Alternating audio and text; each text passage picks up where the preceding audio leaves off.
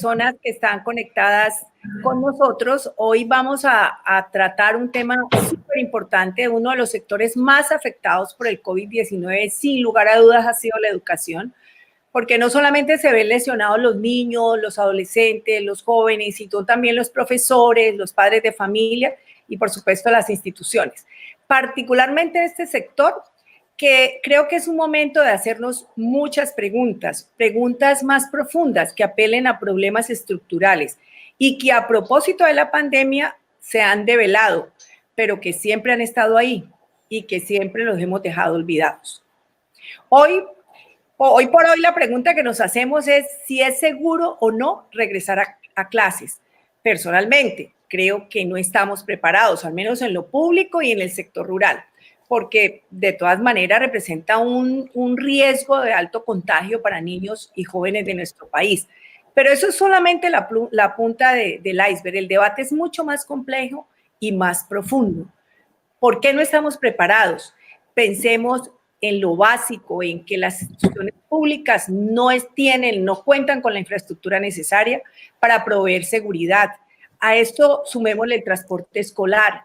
¿Cómo vamos a hacer que los niños no tengan hacinamiento en los buses? ¿Cómo vamos a hacer si los vamos a llevar por transporte público?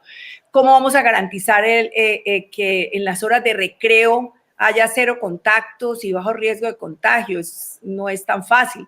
¿Cómo vemos entonces? Nos enfrentamos a una situación, no a una situación pequeña, sino a una situación bastante grande, y que, pues, por ejemplo, hay padres que tienen que salir a trabajar, pero no pueden dejar a sus hijos solos. O sea, esas son cosas que estamos viviendo ahora en el COVID y que eso nos da suficientes razones para pensar, para hacer este debate. ¿Qué va a pasar? ¿Qué pasa si los niños se quedan en la casa o si van al colegio? Por otro lado, si decidiéramos que los niños y jóvenes de las instituciones públicas no van al colegio estamos lo suficientemente conectados, que eso es algo bien importante para hablar. Los docentes están preparados para la enseñanza desde la virtualidad, los currículos están adecuados, los padres están preparados para tener a sus hijos y acompañarlos en la educación virtual. Todas estas preguntas las vamos a contestar, las vamos a conversar hoy con dos invitados especiales y que de verdad tienen muchísima experiencia en este tema.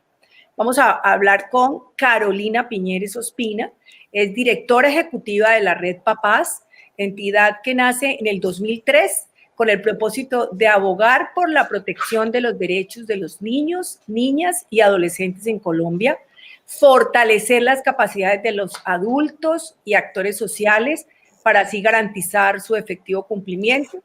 Y Carolina hoy nos acompaña en representación de los padres y madres de familia.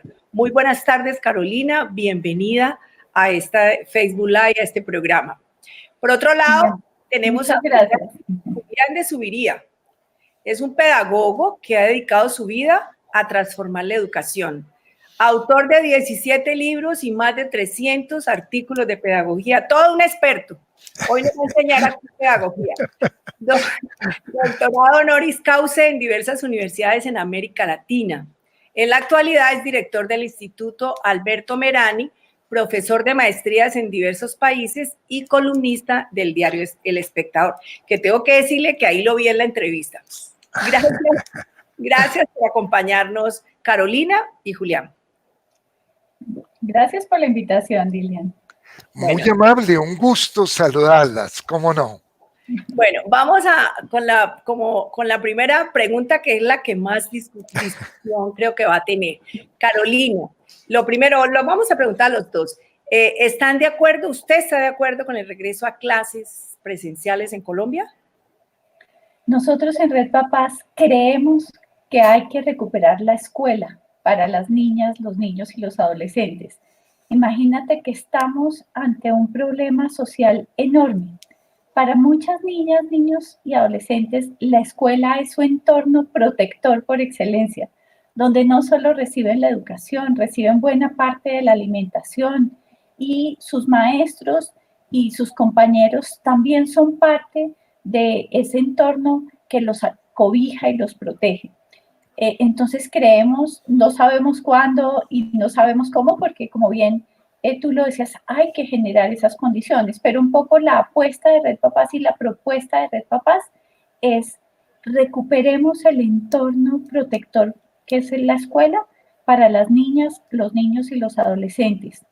Y ya hay suficiente evidencia que nos muestra cómo en estos países donde inclusive cuando abren los colegios estaban las curvas muy altas de contagio de COVID, las curvas siguieron descendiendo. La apertura de los colegios no fue un tema de contagio, también ya hay evidencia de que los niños no son las personas que más se contagian y mucho menos se les complica, digamos, el COVID como pasa con otras edades y otras condiciones, digamos, de la población. Y asimismo, también la evidencia nos está mostrando que no son los vectores que se pensaba en un principio. Y tenemos otra preocupación, como tú bien lo decías, la misión de Red Papás es la protección integral de las niñas, los niños y los adolescentes. Para garantizar esa protección integral de todas las niñas y de todos los niños, la escuela es fundamental. Entonces, nuestra propuesta sería, ¿cómo trabajamos familia y colegio de la mano para lograr un retorno seguro a la escuela? Seguramente poco a poco, seguramente no será en una fecha todos al tiempo, pero sí creemos que la apuesta de nuestra sociedad debería ser ese retorno lo antes posible al entorno escolar. Ahora vamos a hablar un poquito sobre el decreto que sacó el gobierno, pero ahora vamos a preguntarle a Julián, pero más enfocándonos a lo público, porque ahí es donde yo creo que radica mayor, pues el problema mayor. ¿Está de acuerdo con ese regreso a casa, a clases, perdón, presenciales? Bueno, yo sí creería que compartiendo con Carolina el entorno protector que es la escuela, no hay las condiciones en la educación pública para un pronto regreso y creo que fijar una fecha de agosto realmente fue equivocado y generó un ruido y ha sido pues un elemento perturbador. La mayoría de instituciones públicas, la gran mayoría, tiene un número de estudiantes muy alto. Un promedio es 38, aunque varía de región a región. En condiciones de aislamiento, solo cabrían en los salones 8. Entonces, uno tendría que decir, ¿y cómo funcionaría la educación para que haya el distanciamiento? Quien haya visto las imágenes de Francia, ve que a todos los niños les ponen un recuadro donde se van a ubicar en los patios. Bueno, eso sería totalmente imposible en Colombia.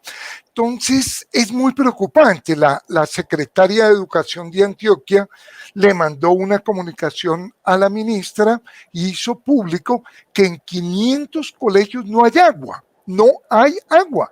Entonces, ¿cómo vamos a garantizar las condiciones de bioseguridad?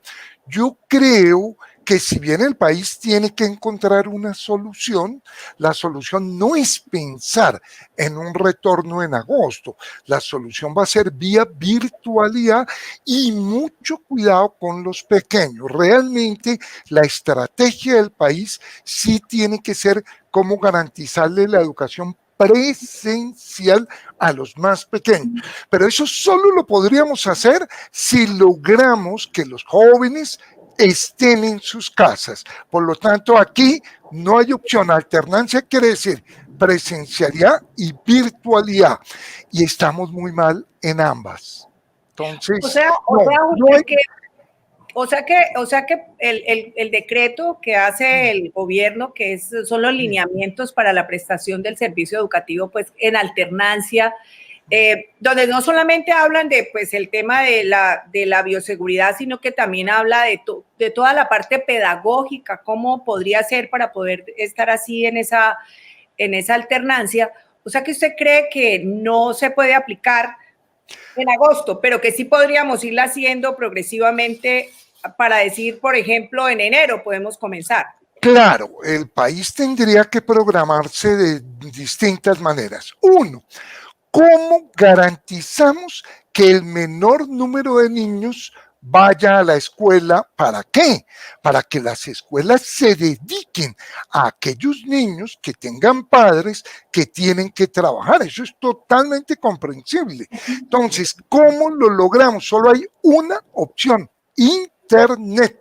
Si este país se mete en la ruta de garantizar el Internet en bachillerato y en universidad, dejaríamos todas las escuelas para los niños más pequeños, todos los espacios para ellos, pero antes tendríamos que sacar a los jóvenes, tener colegios. El país se metió en megacolegios, un colegio de 3.000 personas, eso es totalmente imposible. Ustedes vieron el día sin IVA cómo es de complejo para un adulto permanecer a 2 metros. Ahora imagínense con niños que se pasan el helado, se quita el frenillo uno y le muestra al otro, abrazan a los profes, porque así son nuestros niños. Entonces, ¿es posible garantizar un distanciamiento? No. Yo creo que la educación pública tiene problemas muy estructurales y que crear las condiciones de infraestructura sería más caro que la ruta vía Internet para bachillerato. Pero ahí tenemos un problema y es el sector rural. El sector rural definitivamente es muy difícil. Carolina, ¿usted qué piensa del sector rural en público? Privados Sí, pocos tienen en el sector rural, sin embargo existen. Claro, yo por eso creo que aquí no hay una talla única, ni hay una solución a la medida de todo el mundo. Ahorita escuchando a Julián, por ejemplo, estaba pensando eso. Los megacolegios son en las grandes ciudades, las pequeñas ciudades no y la ruralidad no. Entonces yo creería que hay que mirar, y yo creo que en la ruralidad lo que hay que privilegiar es el saneamiento básico. Digamos, a estas alturas del siglo en que estamos y el momento en que estamos, que los colegios no tengan un saneamiento básico, pues es impensable. Y recordemos también que hay situaciones muy diversas. Hay sitios que no tienen casi contagios, donde seguramente no es tan problemático y ahí de pronto podrían ir todos los niños a esa pequeña escuela. Mira, en esto creo que el llamado que deberíamos hacer también es a la flexibilidad y a la creatividad. Estaba viendo algo que hicieron en un país y, por ejemplo, ¿qué estaban haciendo para poder dar más espacios y que los niños estuvieran más espaciados? El comedor lo habilitaron como aula, empezaron a coger otros espacios y yo creo que eso es un poco las soluciones que tenemos que buscar y yo creería por eso que hay que poner a quienes están en el campo, quienes están en esa situación, a encontrar sus soluciones y a poderlas aplicar. Yo creo que no es tan fácil pensar en una solución desde el Ministerio de Salud o del Ministerio de Educación, cuando de pronto hay que dar unas líneas básicas y unas líneas gruesas y que cada uno vaya encontrando. Hay algo que dice Julián que me gusta mucho. Deberíamos privilegiar a los más pequeños. Los más pequeños no tienen opción de la virtualidad. Ese tiempo que ellos están perdiendo ya no lo van a recuperar.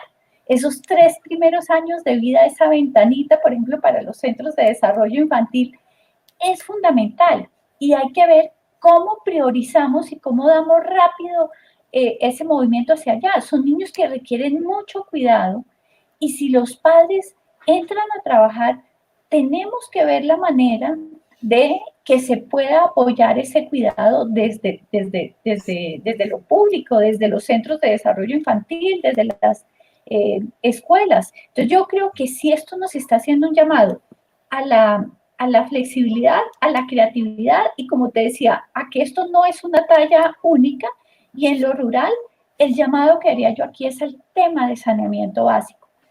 Si tenemos agua y si tenemos ese saneamiento básico, las soluciones se podrán hacer a la medida de cada institución educativa. El otro alguien nos preguntaba por redes sociales que si hay lavamanos automáticos. No, pues en una escuela rural no va a haber lavamanos automáticos. Tenemos también que ponernos en que estamos, como decimos por aquí, por esta región, estamos en Cundinamarca y no en Dinamarca. Entonces, pero sí hay soluciones y sí hay seguridad. Yo creo que estamos viendo también el COVID muy grande, porque no estamos viendo las otras situaciones que están viendo nuestros niños que tienen que ver con el maltrato, con el abuso sexual en los entornos digitales. Se nos han triplicado los reportes que recibe la línea de Te Protejo de situaciones de vulneración de derechos de las niñas y de los niños en los entornos digitales. La vacunación, ¿cómo estamos? En muchos países se cayó la vacunación en estos meses. Entonces tenemos que ponderar todas las otras situaciones de vulneración de derechos y encontrar qué es lo mejor para las niñas y los niños en este momento. Esa sería como mi invitación. Por eso me gusta esa propuesta de Julián de primero los más pequeños, que son los que no tienen ninguna otra opción que la presencialidad. Usted habla, Carolina, ahorita habló de los centros de desarrollo infantil y habló de cómo proteger la escuela como un entorno protector y que habría que hacerlo progresivamente. ¿Cómo sería esto? O sea, ¿cómo cree usted que se debería hacer? Mira, lo que nosotros creemos que hay que hacer es, cada institución educativa tiene que, ojalá, por ejemplo, mirar a sus familias. ¿Cuáles son aquellas familias que no tienen la posibilidad de acompañar a los niños en casa? Y empezar, por ejemplo, por esas familias y ver cómo, y por eso, y lo hablábamos tal vez con Julián ahora antes de empezar, para nosotros también esta es una oportunidad y creo que se ha prestado para que familia y colegio conversen más. Nuestra propuesta es que sean las mismas comunidades educativas, incluidos los alumnos también, quienes conversen y piensen en estas situaciones. Yo me aparto también de muchas de las personas que están diciendo ahorita que los niños no saben mantener la distancia, no saben seguir normas. Recordemos que una vez hacemos con ellos la debida pedagogía, muchas campañas, por ejemplo, la del cinturón de seguridad, la de pasar por la cebra, y en muchas partes del mundo, inclusive todos los temas medioambientales, se los explicamos a los niños primero y después nos apoyamos en ellos. Ellos son los más normativos y además también hay que cogernos de la pedagogía, por ejemplo, para volver esto un juego. Muchos de los niños pequeños, por ejemplo, que han encontrado ponen los pisos con cintas para, encuentran como un juego, no, es que mi cuadro es el rojo, el tuyo es el verde, y yo creo que hay que meterle a esto como una lógica, una pedagogía, y más bien, la invitación que nosotros queremos hacer ahorita es que más bien de decir no se puede o sí se puede, o cuál fecha sí o cuál fecha no, es si ponemos a las niñas y a los niños en el centro, lo que deberíamos hacer es cómo vamos a hacer que las niñas y los niños estén seguros y que las comunidades educativas diseñen sus propias soluciones. Claro, habrá momentos en que sea una situación y toca echar para atrás, pues echamos para atrás y volvemos a echar para adelante, porque a veces la gente dice, ay, ¿qué pasa si toca volver a cerrar? Sí, en Francia tuvieron que cerrar 40 instituciones educativas, pero abrieron 40.000. Entonces, la gran mayoría de los niños tuvieron la oportunidad de hacer ese retorno a las aulas. Y de eso se trata, ver ese entorno protector por excelencia, que es el entorno escolar, lo vamos recuperando poco a poco, pero lo vamos a ir recuperando y esa es la invitación que hacemos desde Red Papás, que esa sea como la tónica de vamos a ver cómo lo podemos hacer por el bien de las niñas y de los niños. Julián, usted como pedagogo, porque Carolina habla de la parte pedagógica, usted como pedagogo, a ver, es que aquí estamos hablando, a veces hablamos de dos temas, uno que es el sector público y otro que es el sector privado. Entonces yo creo que también tenemos que pensar, el sector privado podría hacer todo ese tipo de cosas, pero bueno, el sector público también, pero como pedagogo, ya. A ver, que hablemos del sector público.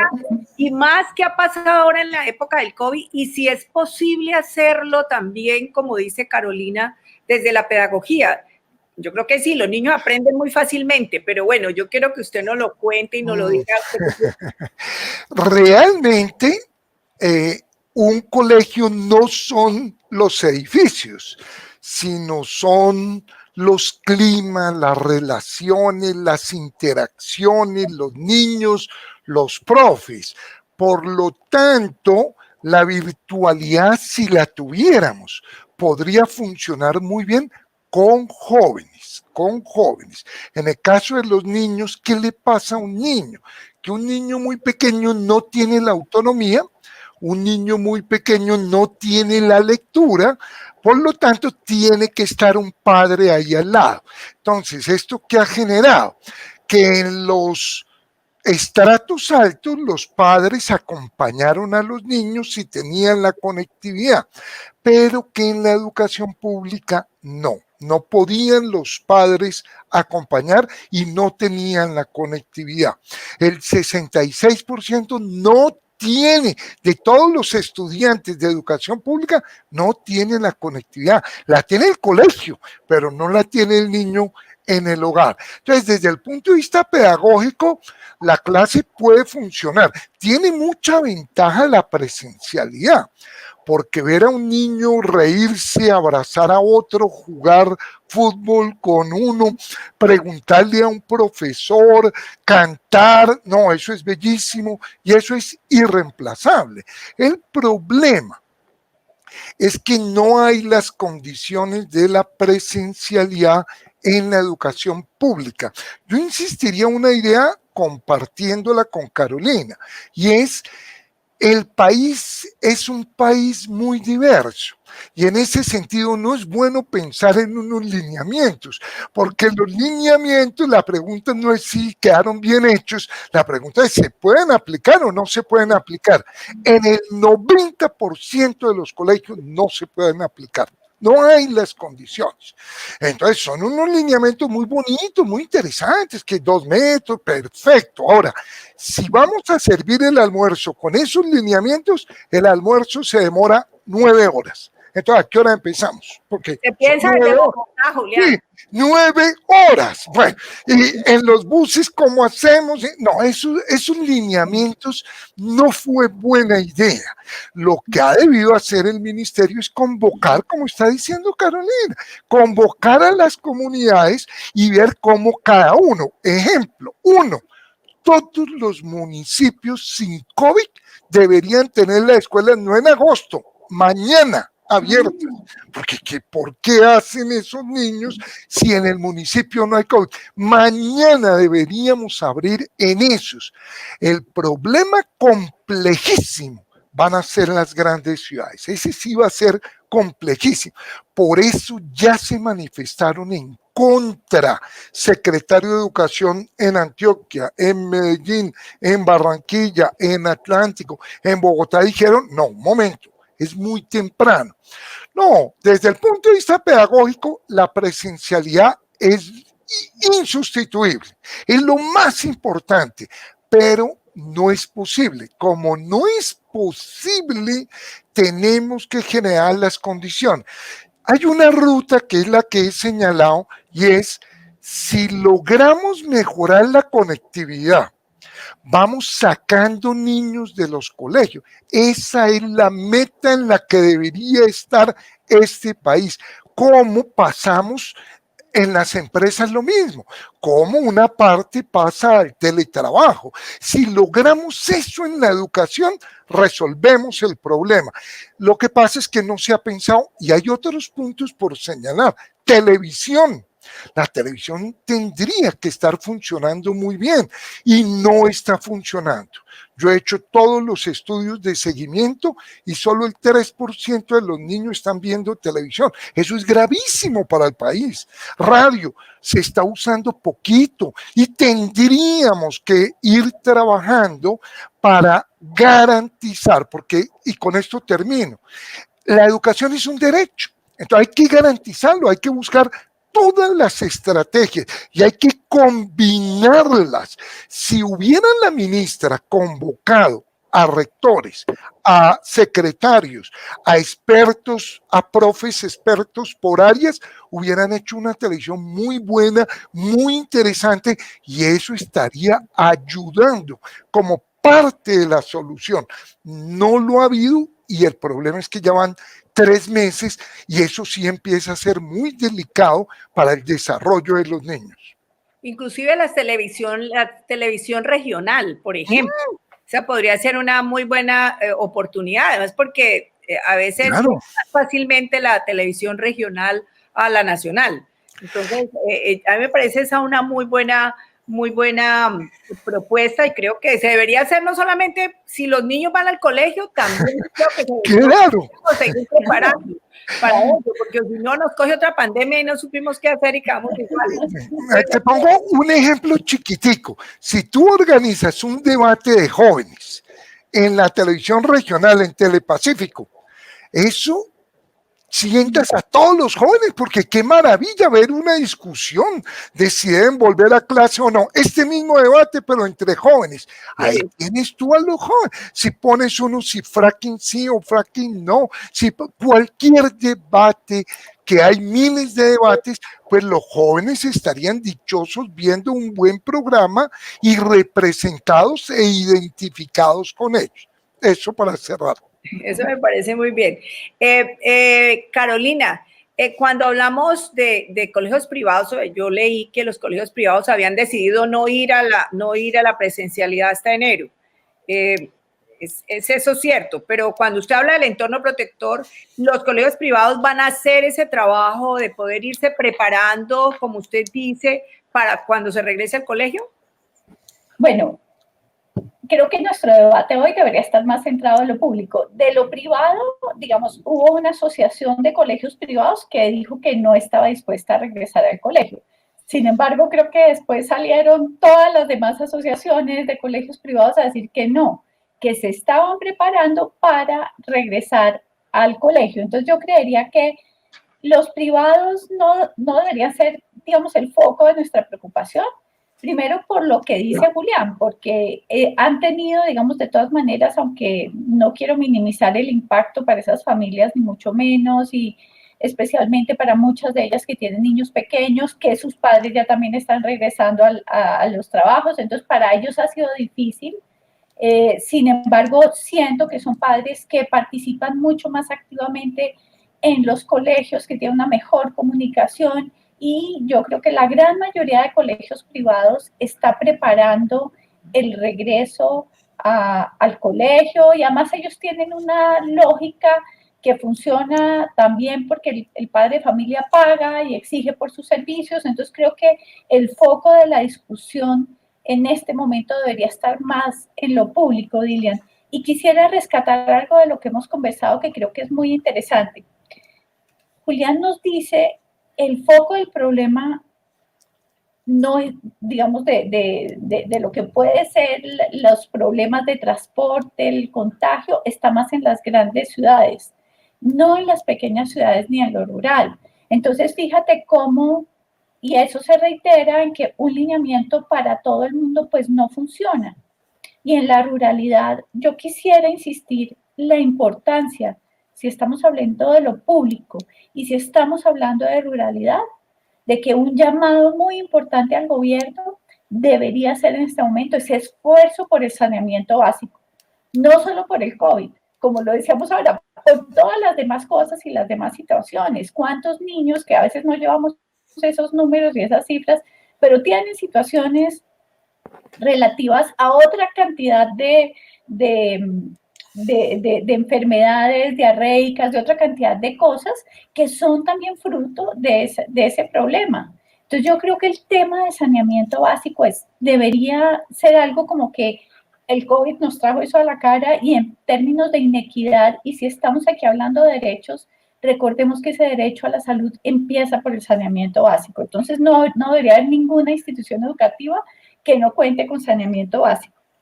Y ahí volvemos entonces al tema. Por ejemplo, podría ser que en muchos colegios rurales, como lo decía Julián, inclusive en muchas pequeñas ciudades, municipios de Colombia, podrían estar pensando en retornar inclusive antes de agosto al colegio. Entonces yo creo que esa es la flexibilidad que nosotros también deberíamos proponerle al gobierno nacional. Problema distinto las grandes ciudades, pero también creo que allí hay que convocar a mirar de qué manera se puede resolver el problema si ponemos a las niñas y a los niños en el centro. Y me gusta mucho lo que está diciendo Julián en el sentido de privilegiar a los más pequeños. Mira, el tema, por ejemplo, de lo que ocurre con las niñas y los niños de situaciones abusivas, se han bajado las edades. Hay muchos niños que ahorita de 8, 7, 8, 9 añitos, les tocó abrir un correo electrónico, les tocó empezar a tener rápidamente una interacción en Internet y no los estamos protegiendo efectivamente.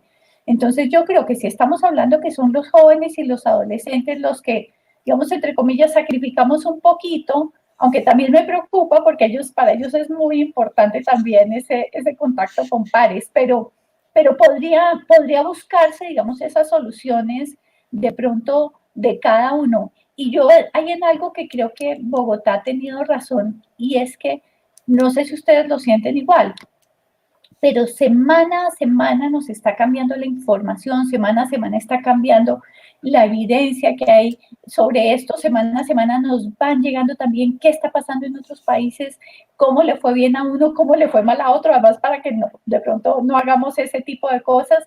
Entonces yo sí creería que aquí deberíamos pensar que no es tan fácil construir ese lineamiento nacional enorme, sino cómo vamos permitiendo que se vayan encontrando las mejores soluciones y de pronto que esos lineamientos no son 60 páginas, sino son 4 y hay más flexibilidad permitiendo que las mismas comunidades educativas busquen las mejores maneras de garantizar los derechos de todas las niñas, todos los niños y todas los adolescentes de los colegios. Yo creo que ustedes han dicho algo, pero con mucha razón. Bueno, la propuesta de Julián me parece excelente y pues compartida por Carolina. Y han dicho las regiones, los diferentes municipios, todo es distinto. Y yo creo que, por ejemplo, el sector rural, como a pesar de que tenemos dificultades, que lógicamente el saneamiento básico es fundamental, porque si no, pues no va a haber bioseguridad para ellos, pero por ejemplo, en el sector rural es donde menos hemos tenido la problemática del COVID. Eso también tenía que tenerse en cuenta para que pudieran de pronto regresar al colegio y tienen menos problema con el contagio. Yo quisiera también hablar de un tema que me parece fundamental y que además es muy discutido, y es que cuando los muchachos no regresan a casa, bueno, hay virtualidad, me parece que es la única forma y eso lo hemos venido haciendo. Hay una gran confusión cuando y yo quisiera que habláramos un poquito, ustedes que saben del tema educativo bastante, y no es lo mismo cuando un niño está en una clase presencial a cuando es virtual. Y se ha querido extrapolar como las clases presenciales como virtuales, y eso ha hecho pues que haya una cantidad de confusiones y los papás se sienten como atosigados, como que no saben qué hacer porque no están preparados, los profesores no tienen como la metodología para poder dar esa enseñanza. Y los niños también pues son llenos de trabajo en su casa, como que si estuvieran en el colegio, como para darle tranquilidad a los papás para que digan sí están estudiando y sí se están escolarizando. Entonces yo pienso que hay la educación virtual y en eso quiero que hablemos un poquito.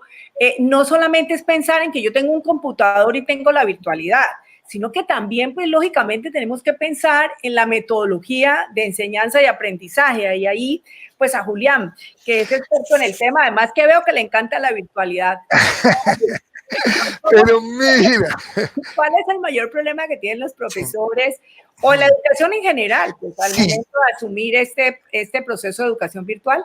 Mucha gente cree que es que el problema está en que el profesor no sabe cómo manejar la virtualidad. No es un problema tecnológico, es un problema pedagógico. Es que la educación en Colombia está muy mal en calidad. ¿Y por qué sabemos que está muy mal? Porque los niños no aprenden a leer, porque los niños no aprenden a pensar. ¿Y por qué los niños no aprenden a convivir y confiar? Entonces, una educación que no enseñe eso, fracasó. Entonces, realmente estamos ante un problema muy grave. Entonces, si un profesor se pone en una clase virtual a repetir listados de ríos, Pues claro, cualquier niño se duerme, apaga el computador. ¿El problema es la virtualidad? No. El problema es que la educación no ha enfatizado en lo importante. Curiosamente, a veces las sociedades necesitan de momentos de crisis para avanzar. Entonces, ¿esto qué nos mostró? Uno, que estábamos peor en conectividad de lo que el país creía. Todos creíamos que habíamos avanzado. Yo me aterré cuando vi que los universitarios, el 38% no tenía internet. Yo creía que sí tenía. Dos, nos muestra el grave problema de una educación fragmentada, dedicada a enseñar cositas muy impertinentes. Lo interesante es que después de esto nos va a ayudar a transformar la educación. Entonces, lo que le estaba faltando a la educación es pensar en lo fundamental. Cuando uno tiene una charla virtual, tiene que decir, tengo 30 minutos, voy al grano, voy a lo esencial. Pues eso mismo va a pasar en la educación. Yo creo que esto, que va a ser muy duro, que ha sido muy trágico, va a generar impactos positivos para transformar esa escuela rutinaria, mecánica, que no le ayuda al joven. Que la educación debería ser para que uno piense mejor, para que uno se comunique mejor, para que uno conviva mejor. Entonces, eso no está funcionando bien en la presencialidad y obvio, tampoco está funcionando bien en la virtualidad, pero es un cambio más pedagógico que tecnológico. Si le diéramos computador y conectividad a todos los estudiantes y a todos los profes, ¿se resolvería el problema? No, porque si los niños no saben leer, si no interpretan, si no argumentan, ¿de qué sirve uno tener eso? No, es más, los niños tienen celular, eso sí lo tienen los niños, eso sí el porcentaje, es más, tienen buenos celulares, smartphones son el 80%. Entonces, es un problema pedagógico, está mal la educación, así como dice el Papa de manera muy profunda en la homilía del 27 de marzo, dice, es un grito de la naturaleza y es un grito de los pobres que no habíamos escuchado, porque también nos muestra las enormes desigualdades, también nos muestra que hay un grupo muy grande, muy marginado, en este caso del ciberespacio.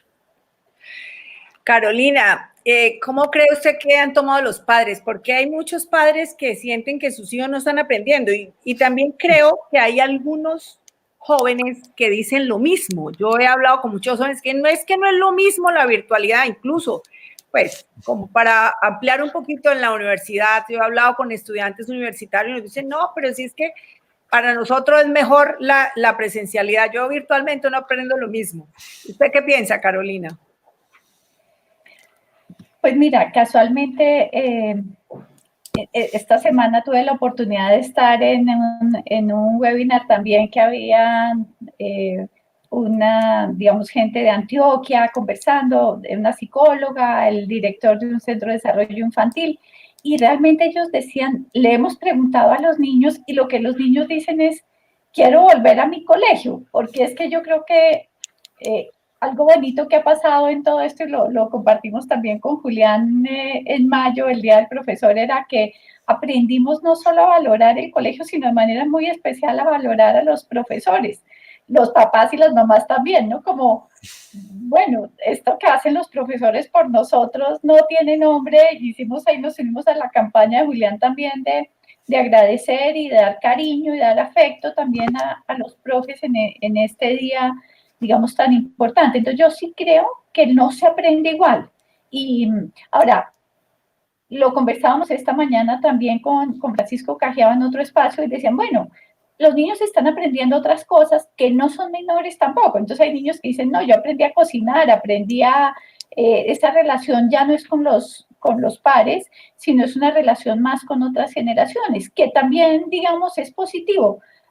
Lo que pasa es que sí seguramente lo que va a pasar es que mucho de lo que tiene que ver con el aprendizaje que está previsto, y eso también lo hablamos con Julián en un espacio que hicimos en Red Papás, pues son otros aprendizajes, la evaluación o la calificación, pues si se la pone por lo que aprendió que estaba previsto en el currículo, pues de pronto eso no es así. Lo que nosotros hemos tratado de poner también es que los papás estemos tranquilos, que están aprendiendo otras cosas, están aprendiendo otras cosas que son también valiosas para la vida, pero también creemos que en este momento, y una encuesta que presentó hoy el Instituto Colombiano de Neurociencias, que le ayudamos también a presentarla, también estaba evidenciando que ya hay muchas situaciones que están prendiendo alarmas sobre la salud mental de las niñas y de los niños, como problemas de comportamiento y situaciones que también creemos que hay que atender.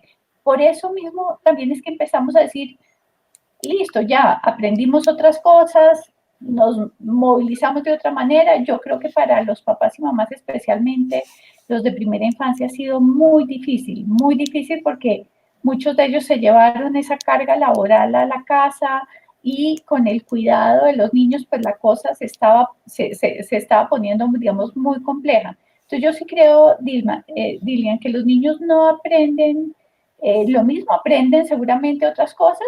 Estamos valorando enormemente la escuela, estamos valorando enormemente los profesores, y eso reitera un poco también esa necesidad de regresar al colegio, y las niñas y los niños es también lo que piden, un poco también por lo que dice Julián, porque no solo el colegio son las paredes, sino son las relaciones, pero creo que a todos nos pasa también, si bien hemos aprendido y seguramente esta forma de comunicarnos, de hacer webinars y todo esto pues va a mantenerse, creo que todos también estamos valorando enormemente esos espacios de encuentro, y yo creo que por eso la invitación que venimos haciendo es, bueno, ¿cómo recuperamos esos espacios? ¿Cómo los recuperamos de manera segura y de manera paulatina?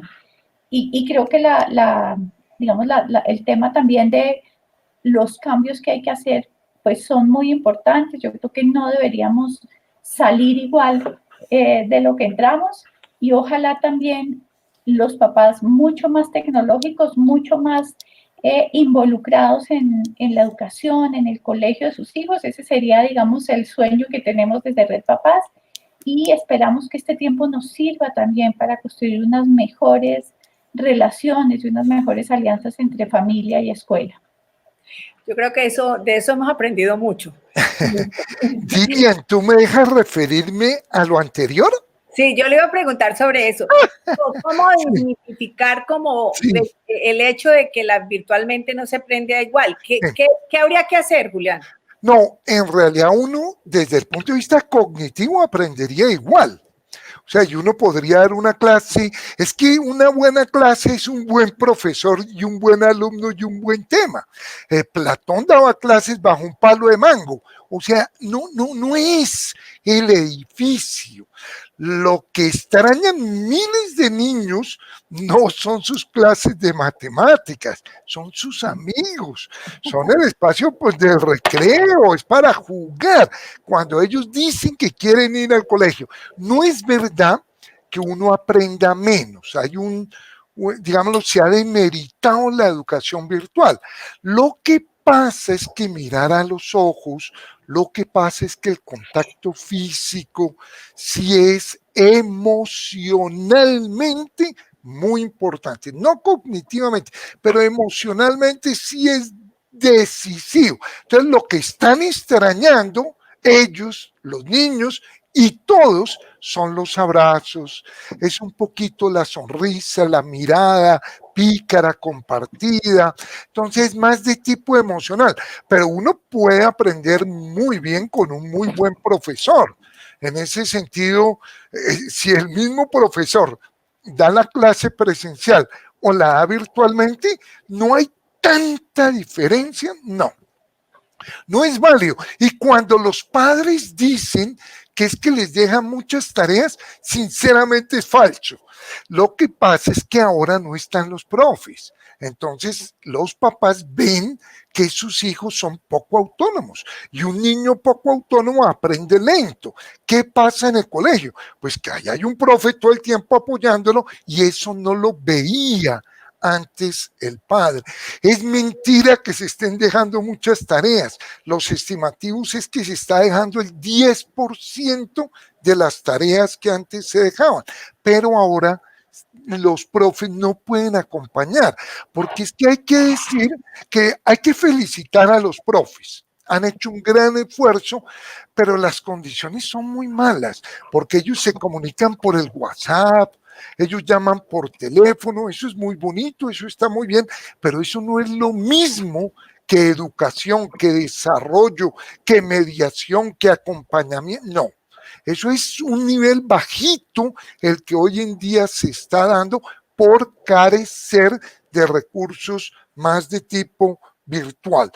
Lo que extrañamos todos no es lo cognitivo, sino lo emocional. Y si uno vive en una casa con un padre autoritario, eso sí es muy grave, y ahí sí el pobre niño va a sufrir mucho, y si el padre está angustiado de que va a perder el trabajo, muchísimo más grave.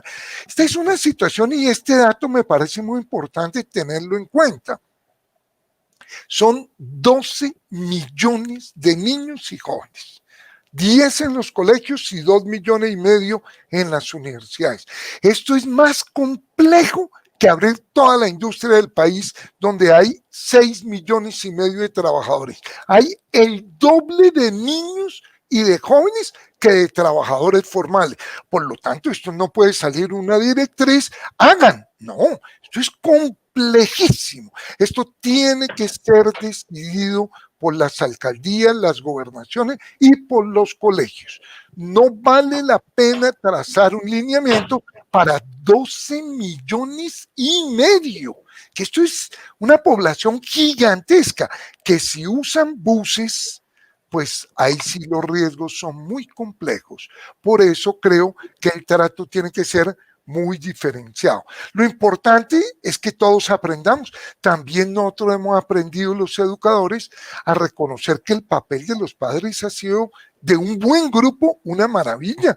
Es que se echaron al hombro, es que acompañaron a sus hijos. Yo tengo una institución privada y es impresionante. Yo creí que era imposible con niños de 5 años. Bueno, es imposible, pero cuando hay un papá y una mamá ahí al lado, bueno, ahí se va avanzando. Es impactante un padre comprometido, lo que logra también con un niño. Ahí es donde uno valora a los profesores. Sí, ese es uno con 40 niños como profesor, Dios santo, es para salir corriendo. Eso.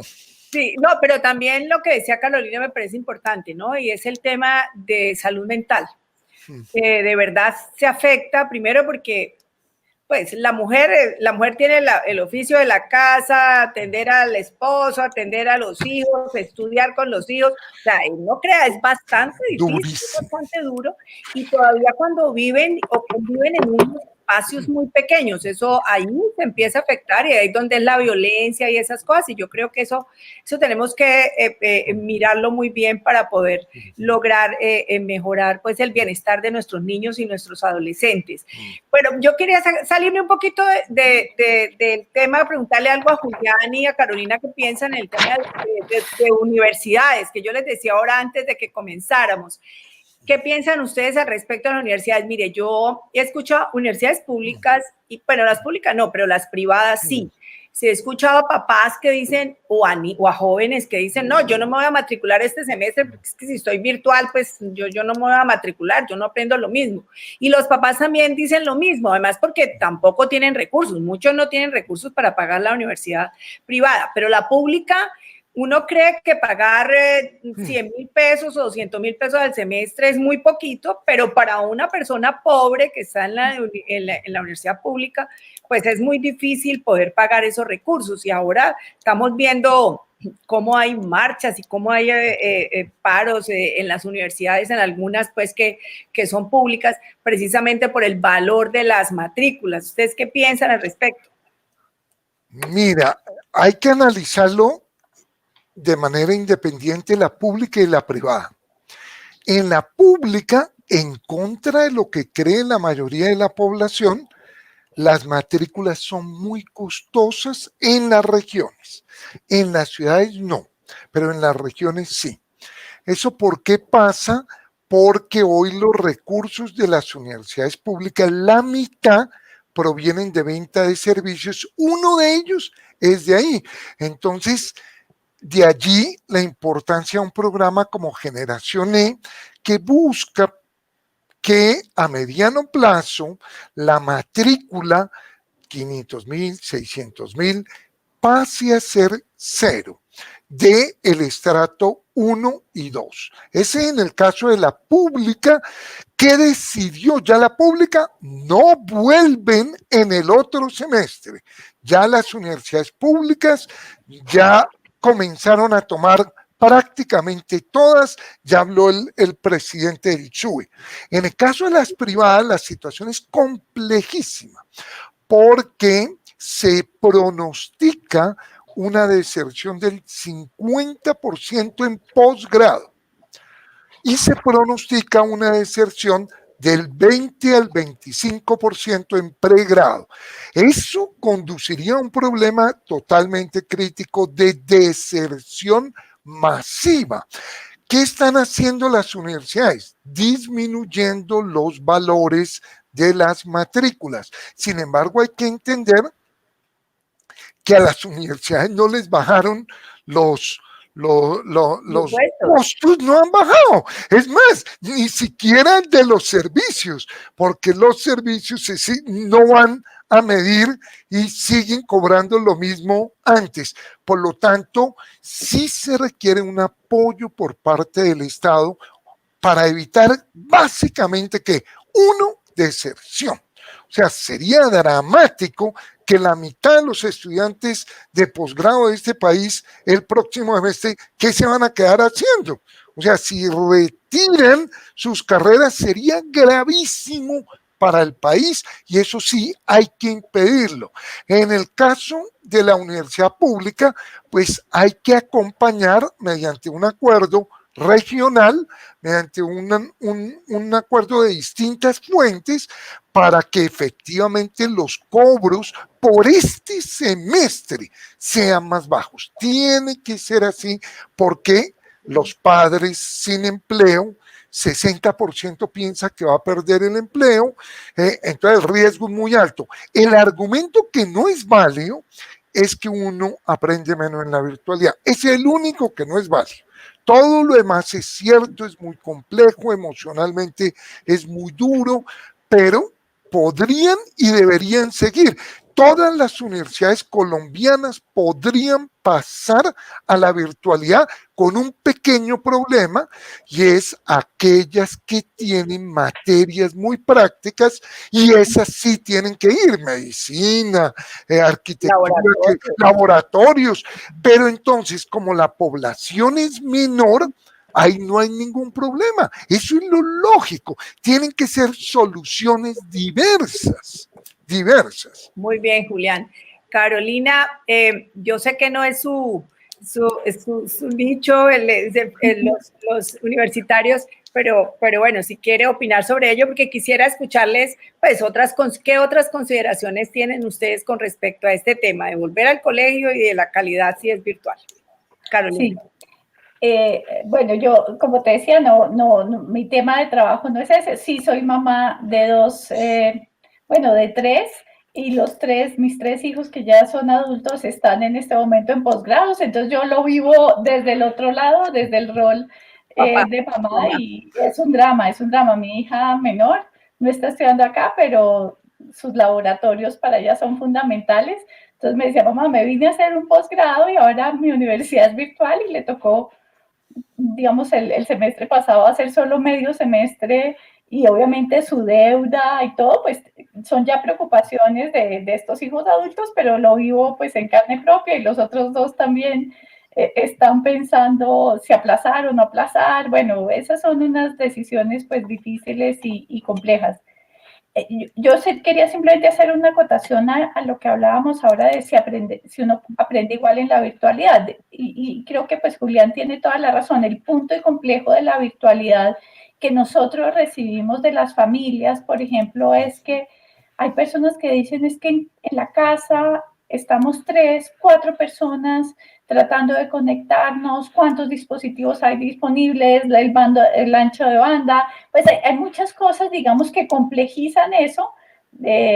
Y aunque todos hemos aprendido y mejorado, y yo, por ejemplo, ahorita aquí les dije a mis hijos y a mi marido, por favor, no, traten de no usar el Wi-Fi porque me pueden dañar mi propia conexión. Entonces yo creo que esas otras complejidades asociadas a la virtualidad las que hacen eso. A veces, por ejemplo, aquí se nos ha ido la luz varias veces y para mí es un drama porque entonces se va la luz y todos nos quedamos sin trabajar. Entonces, fíjate que es un poco, digamos, las complejidades nuevas a las que estamos viéndonos afectados y yo creo que pues muchas de las familias se han visto en eso, ¿no? Que hay una tableta, hay un equipo o 2 equipos y cómo entre todos pues hacen eso. Yo creo que parte del problema de las familias pues también tiene que ver con eso. Y lo otro, por ejemplo, los espacios son pequeños, ¿no?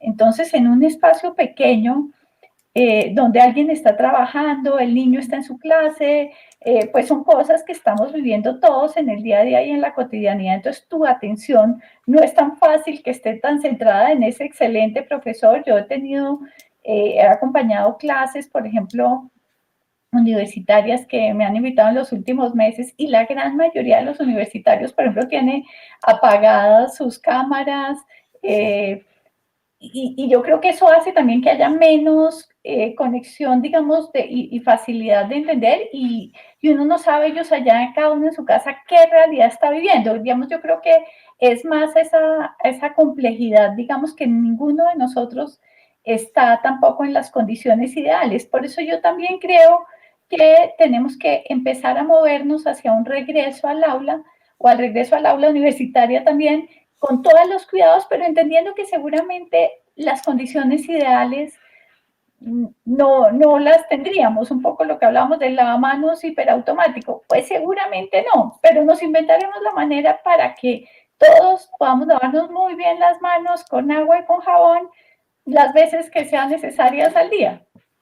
Sí, es verdad. Yo quisiera como hacer unas reflexiones y ustedes me dicen si están de acuerdo, porque hay cosas pues que no, la primera que creo que pues es fundamental hoy es saber si regresamos o no al colegio. Yo creo que nos hemos puesto como de acuerdo en dos cosas, en una cosa. Primero, que vayan los niños más pequeños al colegio y que los más grandes puedan ir esperando y irse preparando desde la virtualidad para regresar nuevamente al colegio. No sabemos cuándo, si en septiembre, si en octubre o el próximo año, pero irnos preparando.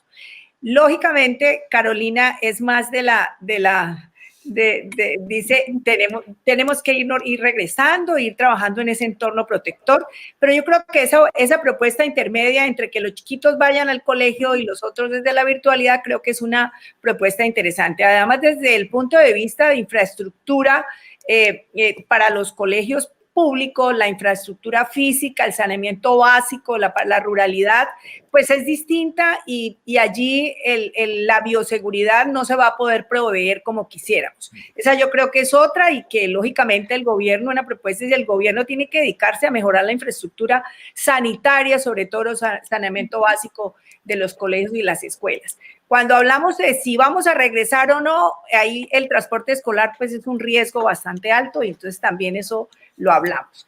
Vamos a ver ahora los retos, qué fue lo que entendí más o menos los retos de la virtualidad, porque esa es una discusión que se está dando mucho entre los padres y los hijos. Yo, pues, lo que he podido aquí es, primero, pues, garantizar conectividad, pero sobre todo conectividad rural, porque de lo contrario, pues, va a haber esas diferencias y esa desigualdad. Segundo, Yo creo que se debe haber conectividad gratuita, sobre todo en los 0, 1 y 2, que son, pues, son pobres, hasta el 3, yo creo que son gente que no tiene la forma de conectarse. Y pues también, por supuesto, garantizar la infraestructura tecnológica y los equipos para los sectores vulnerables, que eso es muy importante, porque allí, por ejemplo, la calidad de la educación, si estoy virtualmente y yo no tengo computador en mi casa, pues no aprendí, porque definitivamente no pude asistir a las clases. Y una cosa importante son los docentes cualificados, o sea, los docentes, pues no solamente en su parte de conocimiento, sino también en las competencias digitales, porque si no, tampoco hay profesores que no tienen esas competencias y hay que hacerlo. Creo que es importante, y eso lo decían ustedes, lo fundamental es que Colombia es un país de regiones y son completamente diferentes las regiones, los municipios, los departamentos, y que las decisiones se deben de tomar, es lo que yo pude entender de lo que ustedes dijeron, las decisiones se deben tomar más regionalmente y no desde Bogotá, como siempre sucede. Yo creo que estamos completamente de acuerdo en ese sentido, porque eso es lo que a veces nos pasa.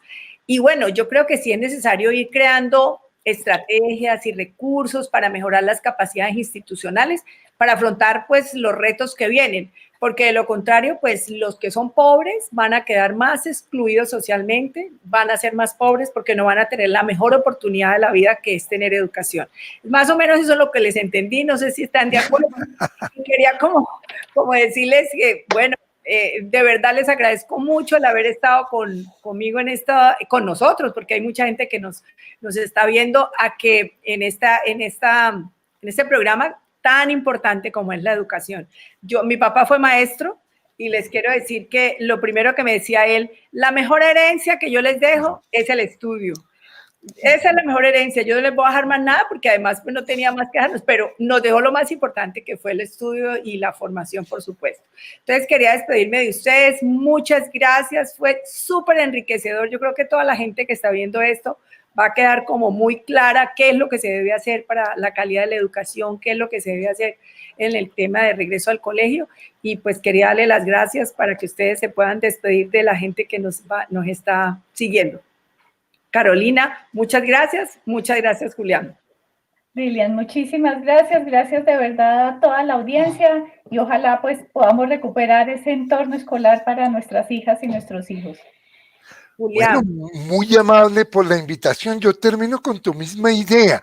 Si los padres dicen lo mejor que te puedo dar es educación, eso mismo necesitamos de los gobiernos, que digan lo mismo. Voluntad. Un gusto, muy amable por la invitación. Muchas gracias. Un abrazo. Bueno, seguidores y amigos, llegamos al final de nuestro capítulo ABC Dilian. Los invito a que dejemos comentarios, opiniones, los temas que ustedes quieran que tratemos. Estamos prestos a tenerlos en cuenta. Así que muchas gracias por acompañarnos y bueno, nos vemos la próxima semana.